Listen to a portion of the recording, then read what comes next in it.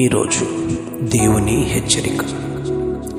తీతుకు రాసిన పత్రిక 2వ అధ్యాయం 15వ వచనం.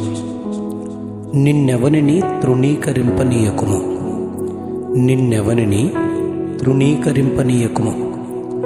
అపోస్తలుడైన పౌలు అందరి విశ్వాస విషయంలో నా నిజమైన కుమారుడగు తీతుకు ఈ పత్రికను వ్రాస్తున్నానని 3 అధ్యాయాలు గలదిగా వ్రాస్తున్నాడు.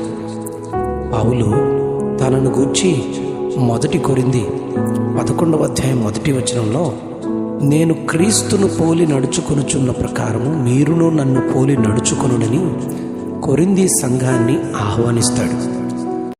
మనలను ఎవరు తృణీకరించకుండా మన ఆధ్యాత్మిక స్థితిని కాపాడుకుంటూ భౌతికంగా మన క్రియలను చూచే పరపక్షమందుండు వారు దేవుని నామము దూషించకుండా దేవుని పరిశుద్ధాత్మతో నింపబడి ఆయన కొరకు సాక్షులుగా జీవించడానికి మనము తీర్మానించుకొందుము గాక.